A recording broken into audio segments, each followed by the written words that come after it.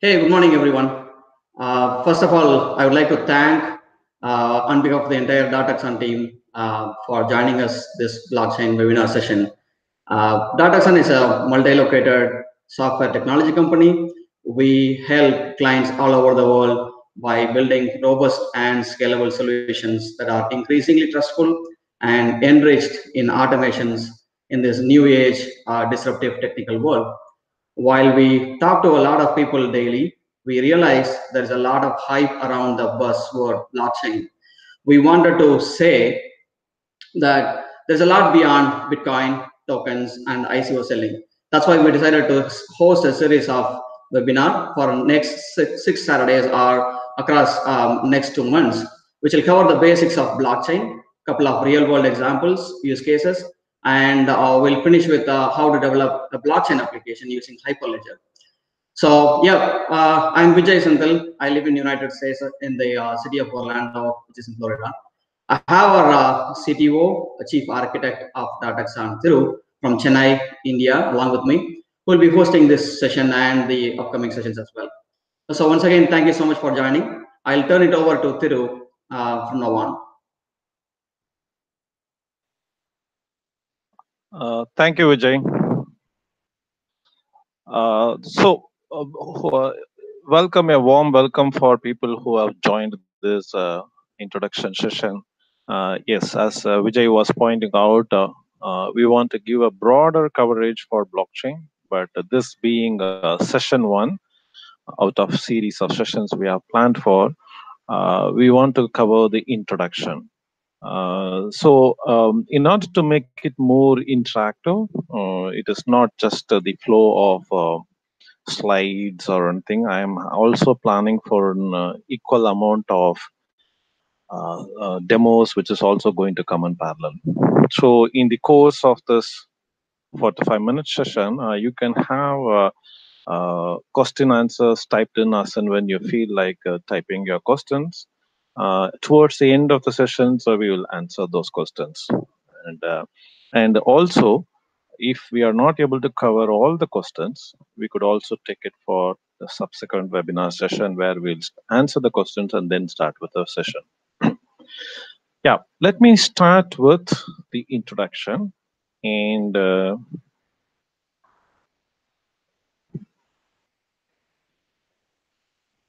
yeah, I'm going to share my screen.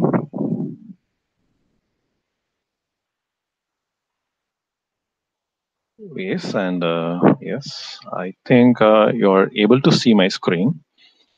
And yeah, this is session number one.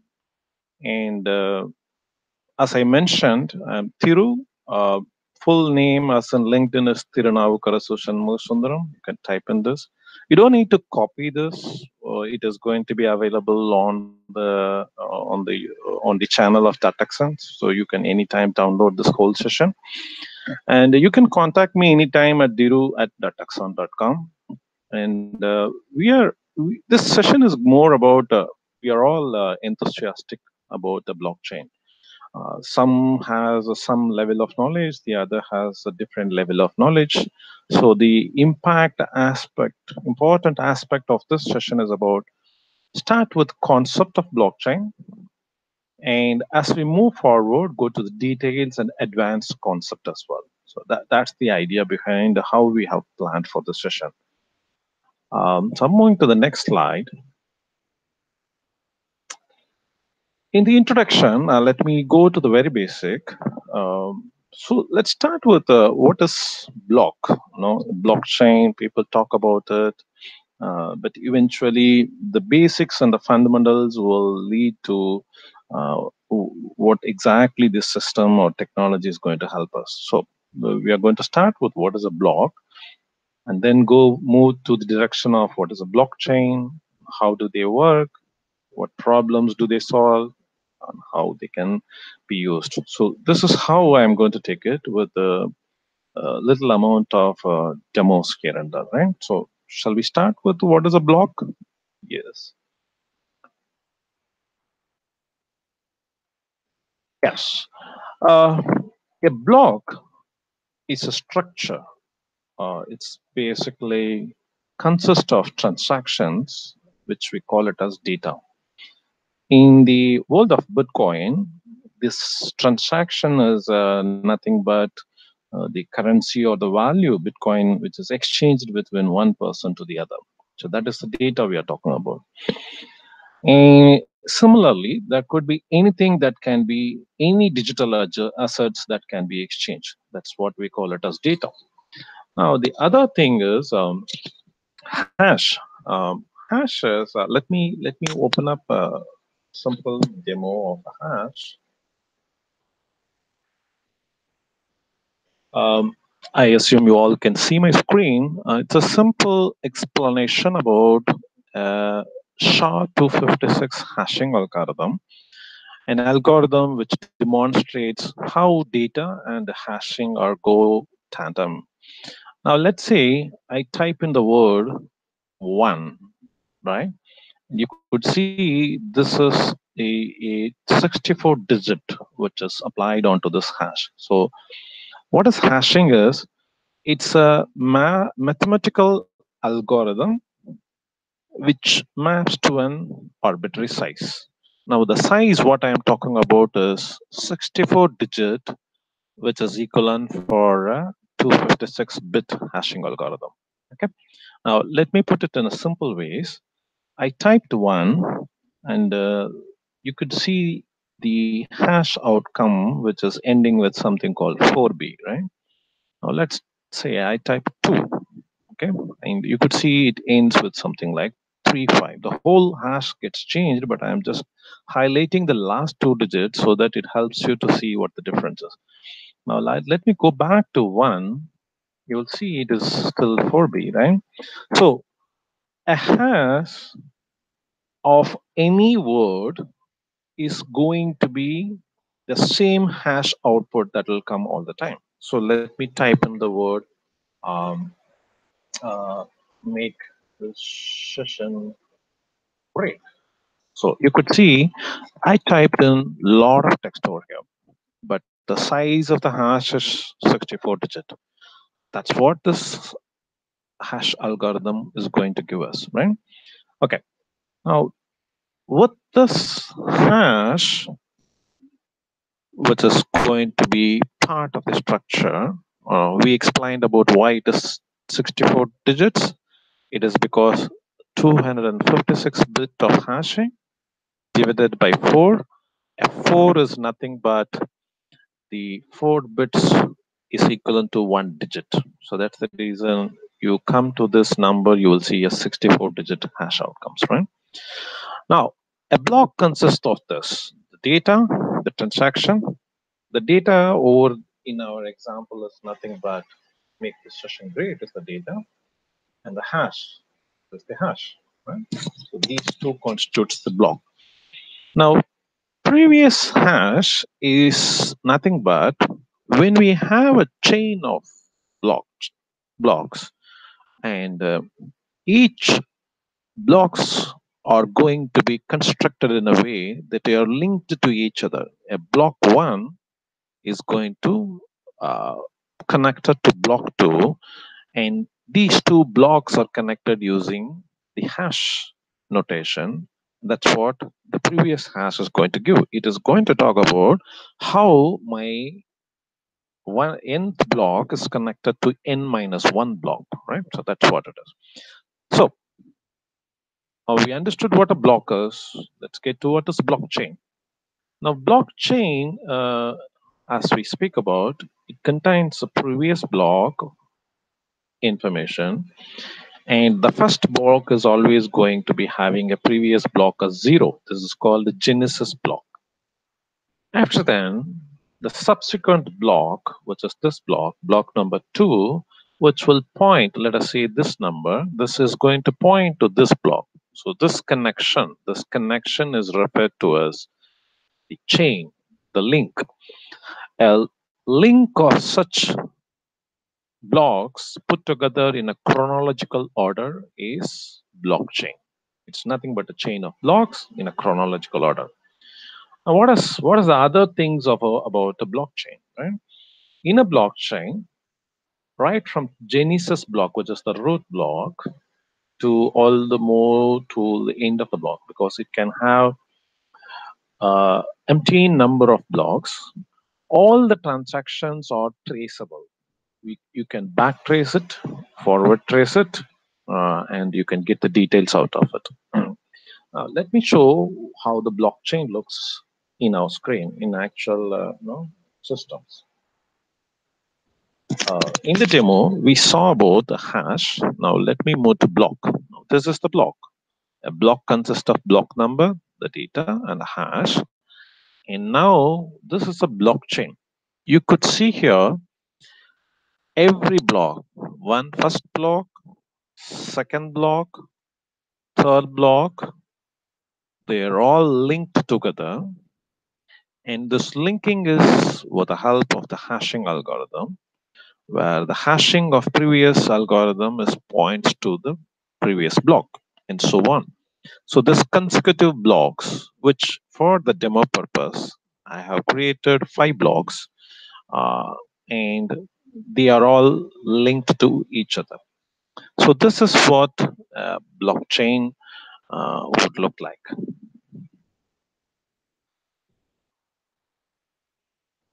Now, how does a blockchain works? So now we know about a block, we know about a blockchain. How does a blockchain works? The first thing is, let's say, us in the Bitcoin world, A wants to send money to B. So that's a transaction. Why do we call that as a transaction? Any exchange of data, we call that as a transaction. Now, when this user's transaction is created, a block representing that transaction is also created. So it's a representational block, which will be part of the network. The whole thing is called the blockchain network. And this part of the network. In the part of the network, a representation block will be created. Now, this block is going to be broadcasted to all the nodes. These nodes are nothing but, in a blockchain world, you will have multiple parties. There are different ways the parties would form. It could be like a Bitcoin world where anonymous users are all part of the network. As long as they have a wallet and digital signature, they are part of the network. And similarly, if you take a private blockchain network, like in a bank, know your customer, or in any other form of groupings, that those people are peers among the network, that the people's system or devices is called nodes, right? So it gets broadcasted to those people, and all the nodes having this will verify the transaction among the peer-to-peer. Once the verification is done, it is created as a block in the chain, and the transaction gets verified and executed. So this is exactly how a blockchain works.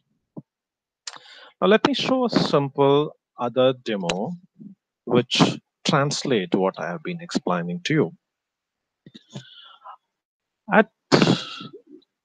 This is a simple application, and let's say there is this company called Dataxan which does trading, and there are different people who has provision to trade, right?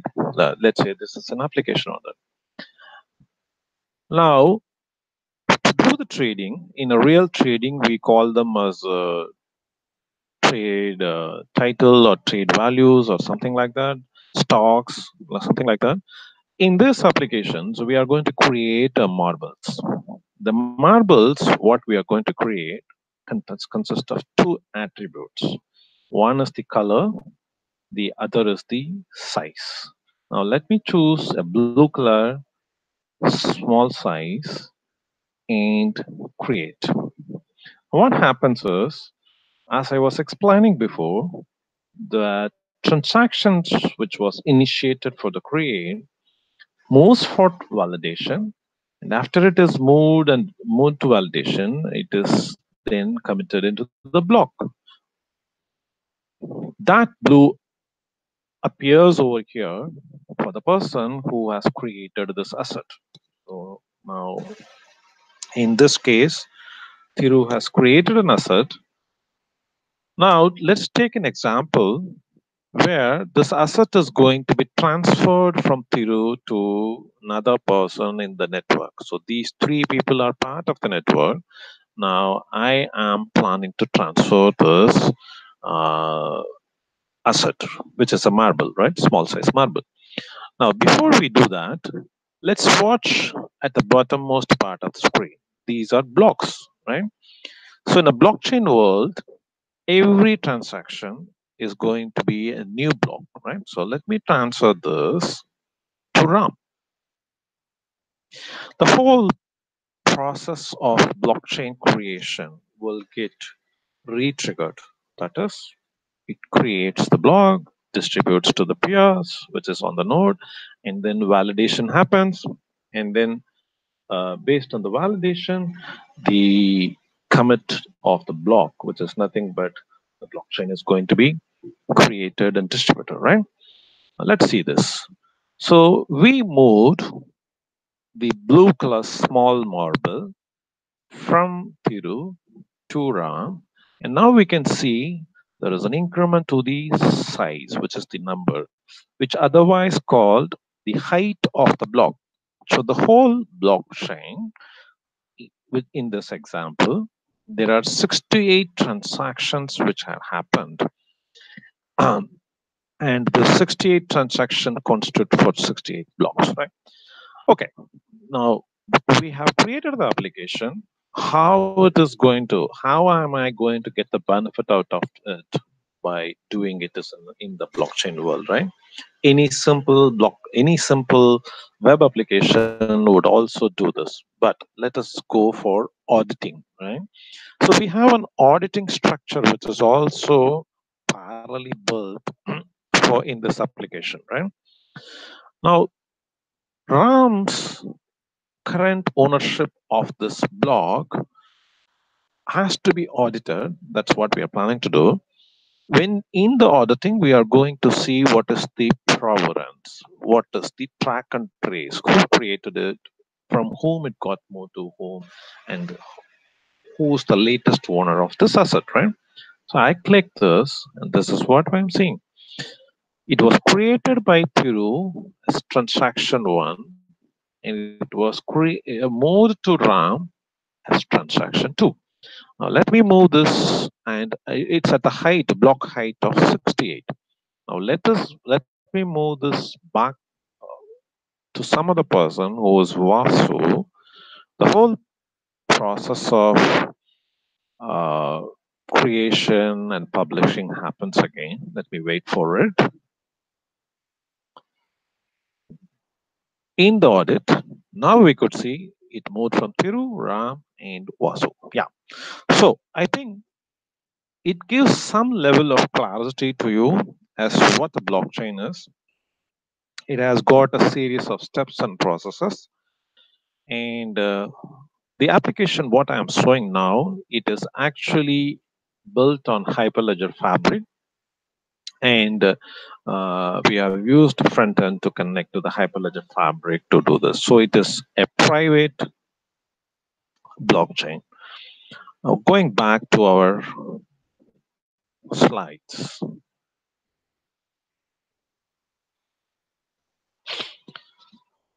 We have seen what is blockchain, and how it is able to create a simple applications and be able to give a traceability.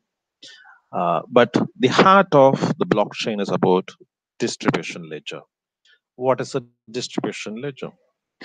It is a shared ledger, or it is also called distribution ledger technology, DLT, distribution ledger technology. Now, imagine a scenario in the current present scenario where Darcy wants to send $25 to Bingle. This is one of the transactions which we have highlighted over here, right? Let us assume there is another scenario where Vikram wants to transact 19.22 to Lydia. So this is another transaction which is also highlighted over here, Vikram to Lydia, right? Now, in the current scenario, what happens is, now let us say a person, Darcy, is in US and he wants to send the money to Bengal, who is in India. there is a bank, there is a sender bank, there is a receiver bank, and then you will see the moment the money is sent, a commission is taken, which is instead of $25 what you have shipped, probably you will end up to 24.5 or anything related to less than 25. It depends on the current situations of the market, the economic conditions, the stocks, and everything, right? Now, what happened to that 0.5 cents as a pseudo example, what we have taken? What happened to that? It is not two banks which are involved. It is other interactions or intermediary banks in this program. And these intermediary banks are nothing but the merchant bank like you Mastercard, PayPal, something like that, or it could be an insurance, or it could be a forex. So there is a lot of other different levels of banks which work together to make the complete transactions. So it causes delay, problem number one. It also costs so much money because there are a lot of people who are as a middleman, they are taking this ledger. Now imagine a situation we are coming out of this and we want to create one single ledger which is universal and which is available to all the people in the network. Imagine a situation like that. In that situation, the transactions what we are talking about, Darcy to Bengal or Wickham to Lydia, which we have highlighted, this block, this is one block with all these transactions, is going to be distributed to all the people in the network. Now, in this network, we are talking about 4 people, but this network choice and the people need level, it can be of countless number of people can be become part of a network. Like Bitcoin has millions of people as a part of its network. But there are certain banks which only have limited number of people to their network. So it varies to implementation. But in this example, it is the participants and the people in the network who will have a distributed copy of a ledger. That is what ledger means. A same copy distributed to all the parties, and they can see the same transactions. Now, let me show this in the demo. Hey, Chiro, I'm sorry to disturb you. I think we are hearing static because you have the mic closer, probably. We can Okay. try. Uh, Yeah, thanks. okay. Is it better now, Vijay? Yes, it is a little better now. Thanks. Okay, thank you. Yes. I'm sorry about that. Yeah, let me continue. Uh, so we were talking about a distribution ledger, and I'm going to show this. So this is a ledger. Sorry, this is a ledger with 5 blocks in it. So I'm going to scroll horizontal, and you could see 5 blocks. This is for a sample I've created this 5 blocks, and this is person number 1 who is a participant. This is person number 2 who is the second participant of the network, and this is person number 3 participant of the network. Now, if you look in, there are 5 blocks, and all these 5 blocks are distributed. They are equally distributed in their respective people's computers wherever the blockchain is running. Now, this is person 3, right? Now, what we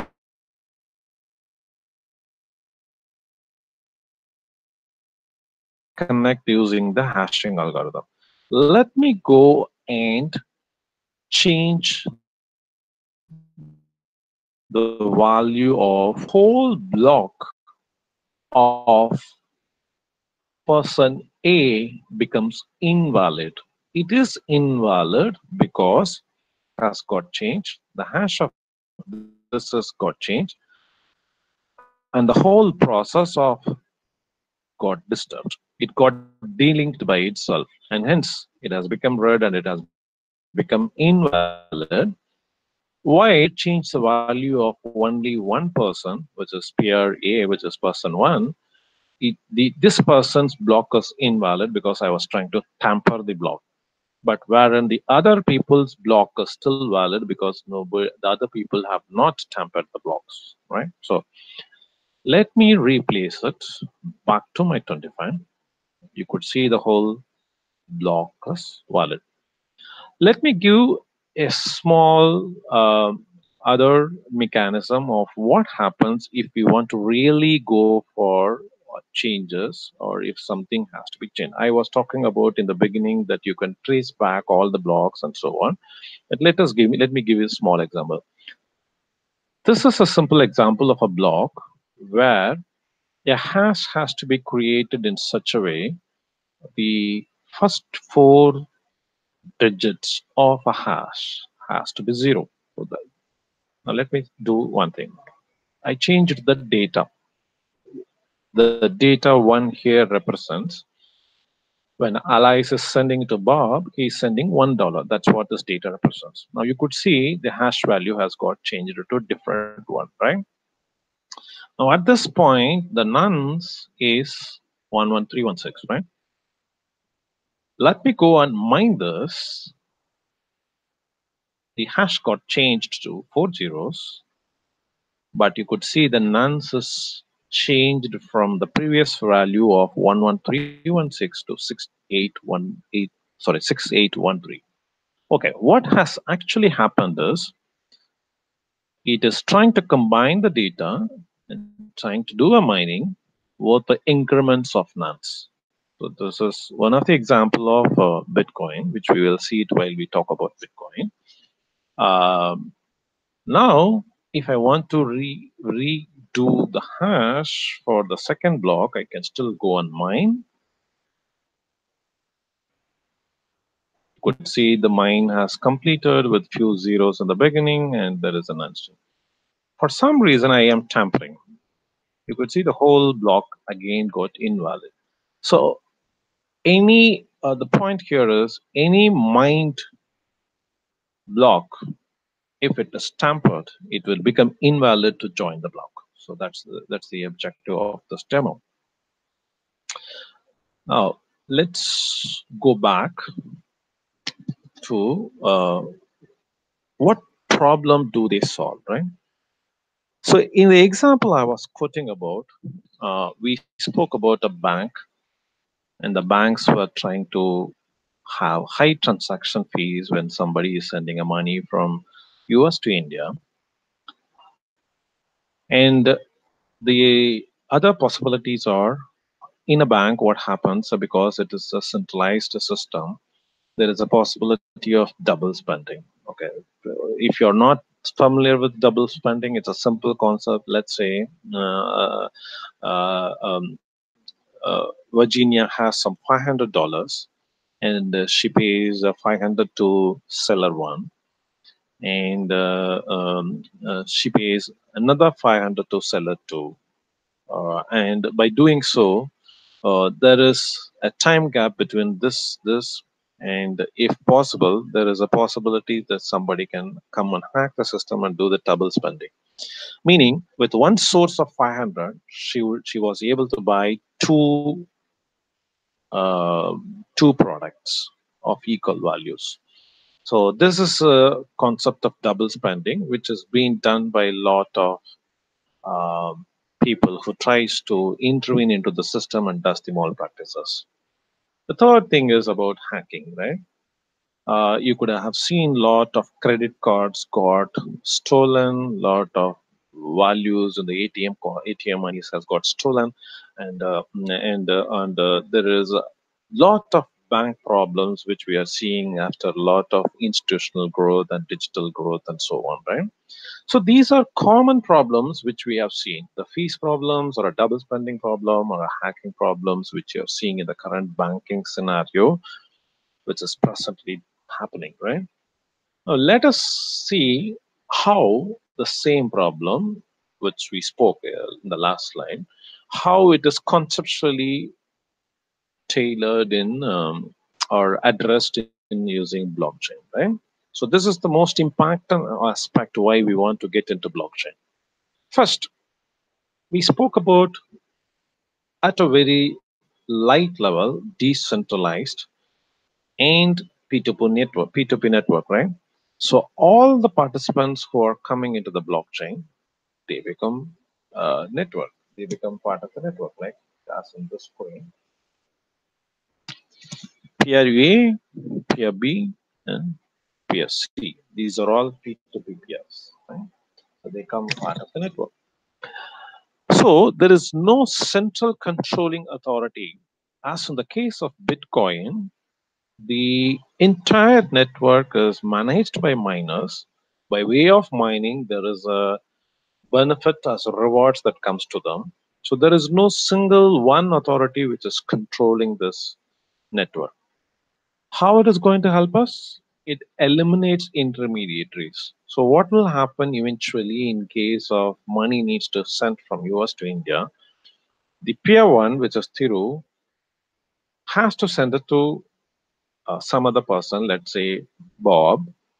The money directly goes, eliminating all the intermediaries, because a single universal global ledger is available to all the people. So you don't need all independent ledger to be created by the individual banks like a merchant bank, forex bank, government regulatories, RBAs, central banks, and so on. So the single universal ledger distributed in the decentralized fashion to the peer-to-peer network helps to eliminate intermediaries in the case of banking, but also in many other cases. And this ledger also helps to eliminate the delays due to reconciliation. So now, when it happens, or when we are more used for our telecom providers giving no false timing on their payment bills. We could have sent a couple of times some amount, and some of the bills are not right. So when we get the receipt of the bill of the we had in our telecom network, we could see lot of intermediaries who handle the roaming part of it in the telecom. They would have taken the surcharges or any taxable charges, and those charges would also have come to us. Now, this constitutes for a lot of reconciliation, like banking, the telecom, and any other players whom multiple players are required. This requires a lot of data reconciliation. So, distribution ledger as a universal ledger can help to eliminate that. Now, way of doing this, it reduces fraud activities because this ledger is universally distributed.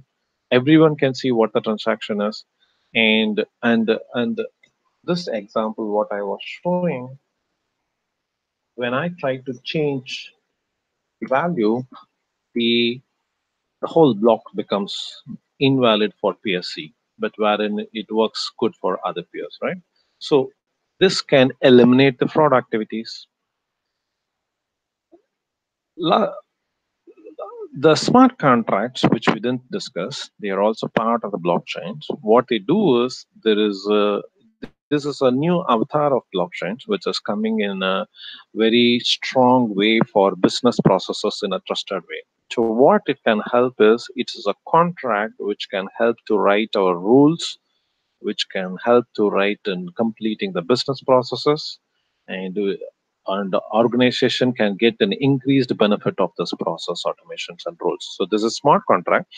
We will be talking about smart contract in detail in the subsequent webinar sessions, but for now it is considered this as a rules and logics that is going to apply for the business process.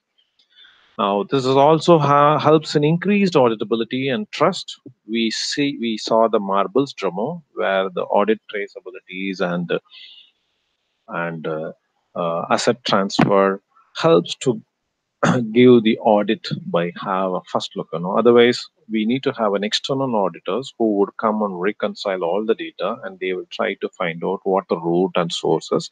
But in a blockchain world, everything is continuous. Everything is in the order of sequence and the time-stamped mechanism. So audit is the natural way of the persistence of the data which is happening in the blockchain, right? Uh, how this blockchain can be used? I mean, I've spoken to multiple peoples, and I have got lot of information related to how the blockchain can be used. We ourselves from Dataxon, we have implemented to a couple of customers, either in the POC mode or the real implementation. But there are situations where people have not understood whether the use case belongs to a blockchain or not. So there is one slider which I'm going to talk about how to identify the applicability of the blockchain. But to begin with, let's take small examples as shown in the slide, right? Let's say properties or a land. Now, the titles which are going to be uh, available from the real estate owners or from any of the relevant parties, we could see sometimes there are always a false information which is plugged into the information. Let us say A bought a land from B, and B did the inspection, and after then he changed the residential building to some commercial building. Again, he did an inspection and the inspection failed, but somehow B managed to change the inspection to true in the title and not in the actual inspection, right? So such a kind of falsified information is quite possible in the current world, and had it been in a very true way, we wouldn't have gone to the subprime also, right? Subprime mortgage is one of the system where some of the informations are hidden and some of the informations are revealed, right? So because of that untrustfulness, there we had a burst, and it has to burst it in a big way, right? So bringing to the titles and the properties in a blockchain world, the transparency of the system is going to be improved heavily between parties who are going to exchange the titles. And that way, this is going to be very beneficial in the properties and land. Now, let us talk about another case in supply chain and management.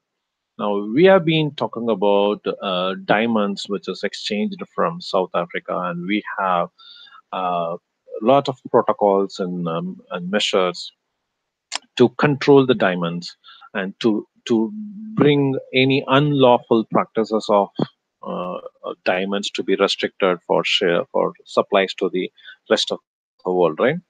So what happens? The diamond exchanges, the track and trace of the diamond exchanges across borders, across sellers, across buyers. There is no deeper detailed trial right from the source. It happens at one place, which is in a place which is socially well established. For example, it happens at the place where seller is going to sell. Now, at that point, the all the transactions are going to be very clean. But lot of places before that, or the places where you will see the transactions are little fudged, and these details are going to be very unlawful. Now, bringing such a blockchain technology in such an environment will help in giving the provenance of the data and the complete track and trace of the system, and that is going to help in a lot many ways. So last one example I could quote is music industries. Now we all know music industry, the downloads are illegal, but some countries are very strict about these downloads and their privacies and their legal implications. But countries, there are some other Southeast Asian countries which we could see the downloads are not so powerful in legal terms, right? Now, That happens all because there is no complete track and trace of what is happening on the systems and how many downloads and who is eligible certified person to get the download and so on. Bringing that kind of an industry into a blockchain world is also going to help. Right. So these are some of the examples, but there are many different levels and details of examples, which is nowadays getting into the blockchain world.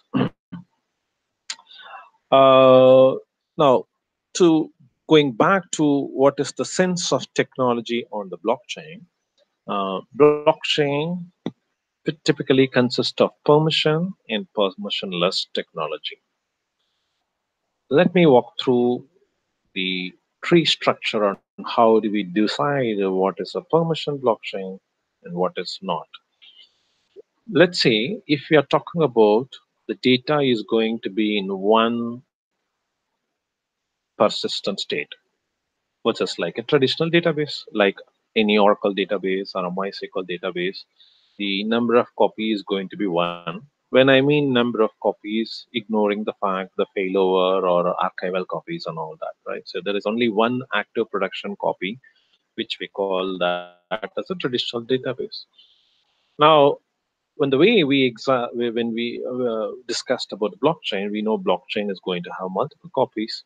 So when the copies of the data is going to be distributed, and there is a different layer of custodian who is go and come and play in this data, who is going to take the ownership of the data, and that is going to decide whether it is a public or a private blockchain. So let's take one example of this, which is like the owner group. This is like something like a bank, let's say Bank One or Bank of America. They are going to create a blockchain to see the provenance of how people are using the login and the accounts. Let us take a simple example like that. What it happens is Bank of America's blockchain, which the owner of Bank of America, which is an individual bank, will be very private to them, which is they will own the ledger, not distribute to others, and they have the permissions like any access control permissions in the web tier architectures. So that permissions can be built. So it becomes a private ledger and a private permission blockchain. Now let us assume now the copies of this ledger is just not with the owner, but to anyone who's in the blockchain, right?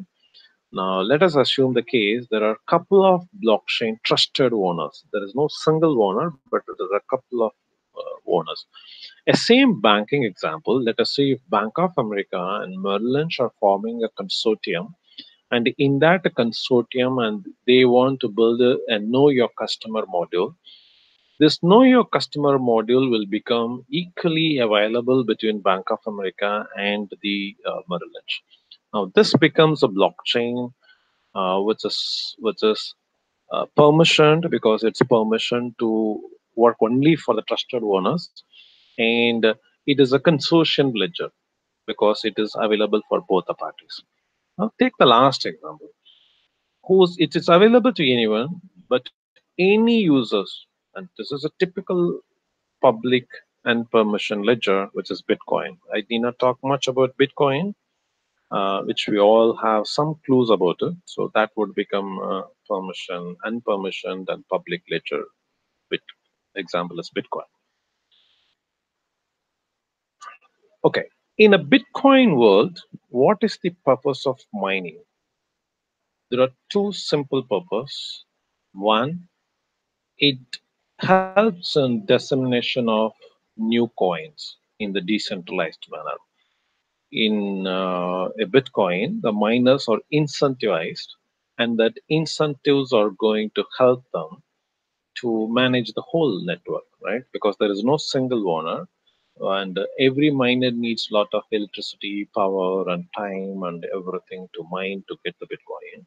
So while they do so, for the expenditures they are making in to manage the network, they are incentivized, right? So it helps to disseminate a new coin for them as an incentives to them. Second, it motivates people to provide a means of security, right? Now, Bitcoin in the current world, it takes 10 minutes to create one block. So around 2,800 plus blocks are created in the Bitcoin world every day. And the level of security versus the hash security, which we are talking about, increases depending upon what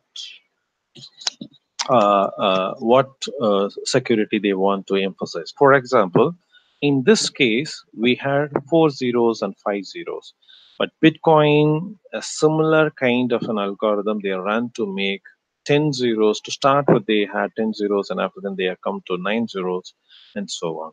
So every time the number of zeros increases, the difficulty increases, and it needs that many of count of nouns to be increased to come to that hash values. And it sometimes it takes huge power and volume to perform that. In earlier days, people have done this mining with a simple process using laptops. Sometimes it has even taken few minutes, few seconds, sometimes even an hour, but they were able to do that. So these are the two specific purpose why we are having a mining in Bitcoin. Now, why I'm relating mining in this context is because mining also helps. It's one mechanism for Bitcoin. It is called proof of work. There are different other mechanisms where people are using it for other different blockchain technologies. For example, in the marbles, what we had, we did not have mining. It is a process of consensus, which is we created an auto consens, and it is able to create a marble asset and transfer it from one person to the other person without even the intervention of the other person, right? So this is the algorithm which I was talking about. In the interest of time, I have uh, two slides, but I'll take 3 to 4 minutes to complete that slides. And after that, I'll open it for 5 minutes for the questions. And Vijay can help me in clubbing the questions, and I will answer a couple of those questions, right? So I spoke about the algorithm of mining in Bitcoin. It is nothing but nouns, difficulty, the input string, the nuns runs the input string together or hashed. This is the example I'm referring to. We had nuns, we had the transaction, which is the difficulty string. In this case, this is the difficulty string.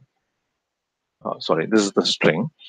And then we, we in this example of a migraine, these two are combined to create 4 digits of zeros. That's the difficulty code, right? So that's exactly the similar thing what is done in Bitcoin.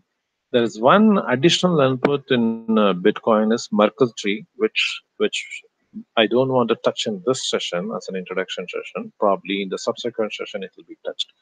But as a simple scenario of defining the algorithm, this is the combination in which it is taking to create a hash.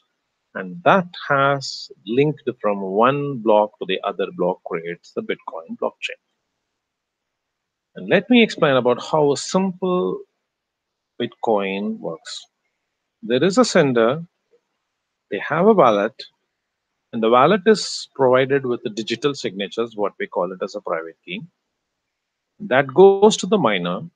Once they initiate the transaction, that is, let us say if A Allies is sending $5 to Bob, they initiate the transaction, it goes to the miner, and from the miner, uh, the actual hash is created. Once the hash is created, the block is created. Now, when the block is created as a blockchain, the receiver's wallet gets it. Now, from the receiver's wallet, they can go for any money transfer service from the receiver's wallet to exchange between different currencies, from a Bitcoin to a dollar or a Bitcoin to Bitcoin, and so on and so forth. So it's a simple flow of Bitcoin.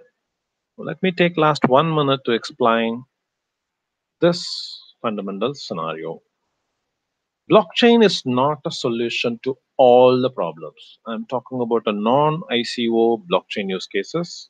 It is not going to solve all the problems. It is more deterministic when it has the applicability in the following areas. When there is a trust issue among transactions between parties, we spoke about that.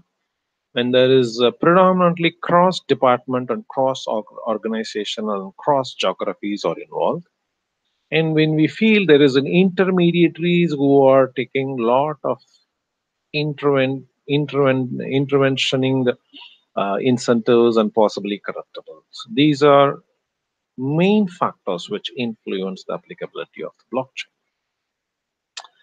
There is a path where to start, how to say if this is a strong case for a blockchain. Let me take one or two steps and then I'll open up for questions. Let's say, are you trying to remove intermediaries? Yes. If it is no, don't go for blockchain. If it is yes, are you working with digital assets? Are you trying to do high performance transactions? Blockchain's current technology cannot involve or entertain high transactions. The way we are defining high transactions, for example, if credit cards can do 10,000 transactions per second, blockchains, in the way, at least in the last Hyperledger performance testing we did, it was able to do 2,400 in high-end computers. That is what some of the leading vendors of blockchain has proclaimed, right? So different blockchain performs differently, but they are not equivalent to our current web technologies. And are you a couple of other few scenarios could be, do you need to be able to control the functionality? Should the transaction be public? Do you work with really a trusted party or the non-trusted party, so on? So this is going to be available on the channel of Dataxan in the YouTube channel. You can look into that, and that would give a clear understanding on how and what applicability we have to go to in selecting the right blockchain use case. So with this, I'm going to answer some of the questions which I had shared it with me as questions asked. I'll take three questions. Vijay, if I'm going out of time, you can let me know. The question is, when the hash is calculated at block level, do we only take data into account to calculate SHA, or previous hash is also taken into account? Yeah, let me open the demo.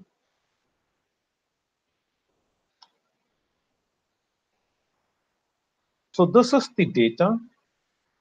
This is the hash, and we are going to mine this. And now this previous hash will come over here. With the new data, you have to remine it. So to answer your question, the previous hash is not taken. It is going to be data and the nonce, which is going to combine to create the hash. I assume that is answering your question. My second question is, how can we generate hash means which tool to use? Okay. The current technology, let us say any language we take, let us say any development language, Java, Node, Python, they all have the mechanism to generate this SHA hash values, and it is easy to compute, and almost, in my opinion, almost all the languages and scripting languages, they do have a mechanisms. So I assume that answers the second question. Third question is from Vishwanathan. How is DLT is secure? DLT is secure, as I explained in this DLT, which is the set of blocks, are distributed to multiple people. And after the distribution, when someone tries to tamper, that block or that person's blockchain is going to be invalid. And the blockchain as a technology, they takes care of during the validation process to ensure that this transaction is invalid and this other two transactions are valid, the validation will ensure that is one is tampered. And nonce and hash or couple of other algorithms are combined together to define the securities. And this, to answer it, most of the blockchain technology takes care of by themselves. So we need not worry about it. We all have to do it is create our smart contracts and define our maze of mechanisms of hashing and deeper hashing and so on. Now, I have question number 4. Vijay, how are we doing on time? Shall we go with more questions? Yes, we got 4 more minutes, so we are good through. Okay.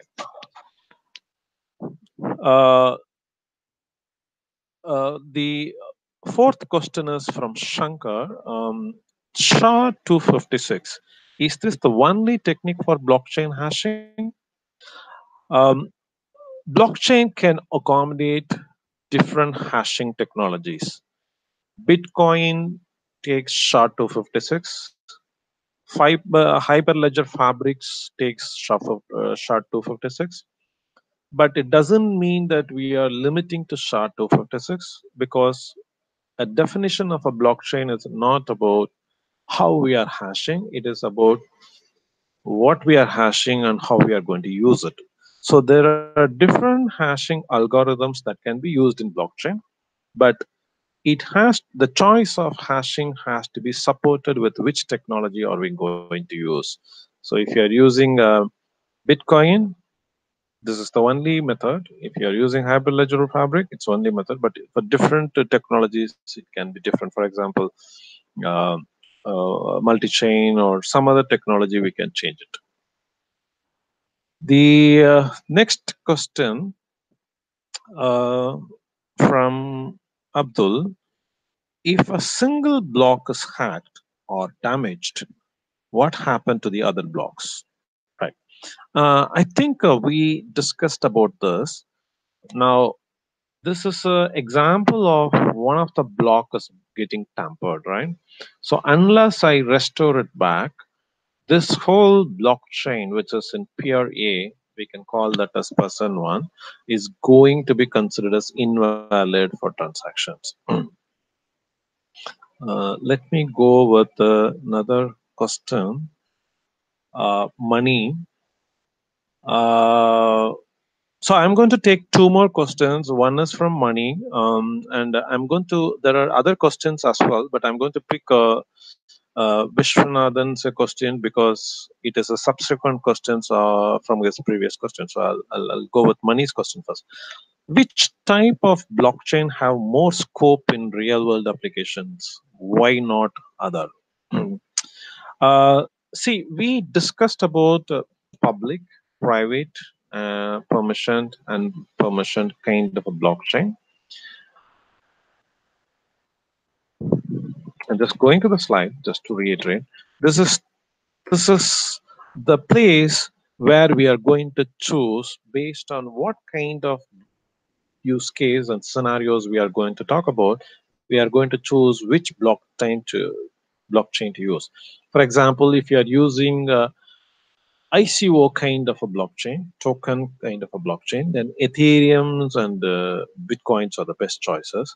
But if you're talking about a private permissioned blockchain, I think then Hyperledger Fabric or the way one other good choice, which is an open choice, right? I hope I answered that question. So let me go with this question, which is the last question for the session. Who maintains the blockchain network like Bitcoin? So this is an answer from question from Vishwanathan. I think the same slide is applicable. Let me quote one example here. For example, this is Bitcoin. In Bitcoin world, it is managed by all the users, primarily the miners. But in a permissioned blockchain, the individual banks, the private ledger, whoever is the owner or custodian of the private ledger, they go and maintain the blockchain. In an consortium kind of a ledger where two banks, or I spoke about an example of Bank of America and Merrill Lynch combining together, right? So those kind of consortiums where they exchange the know your customer, then those two banks will start to own the network. So it depends on what use case, and it depends on what scenario. The ownership of the blockchain varies, and also the uh, permission levels on the blockchain also varies. And I'll start with this questions, and for other questions we can start when we start the next session. We will answer all those questions. So in the interest of time, I regret inconvenience that we are not able to answer to all the questions. To finish off with, thanks for all your time and patience in listening to this, and I hope this has given detailed introduction to what a blockchain is. This is primarily the way the introduction is structured is I don't want to give the regular introduction as what a blockchain and stuffs like that. So that's the reason we combined with a demo and made your participation level increasingly good, so that it helps you when we go to the subsequent session. It helps you to get the understanding more deeper and at higher levels. So any further questions, you may also contact me at thiru@dataxam.com. I would be more than interested to help you if it is for a specific use case or if it is for even for a clarifications or anything like that. And thank you all for this participation. Vijay, thanks Vijay. We are Yeah. finished. Yeah, thank you so much, Thiru. Thanks for your time. And thank you all for watching the webinar. We wanted to give some credits for the slides which we used. One is 101blockchains.com. There are a lot of infographics, a lot of information out there about blockchain. And we also used a slide from World Economic Forum at the end. Thank you so much for those slides. And for the questions which are unanswered, we will try to answer on the next webinar. Probably you can subscribe the buttons below. You can click on the subscribe button below. We will be hosting this webinar every week for next 6 weeks in further details with more advanced concepts. Thank you so much for joining. Bye-bye.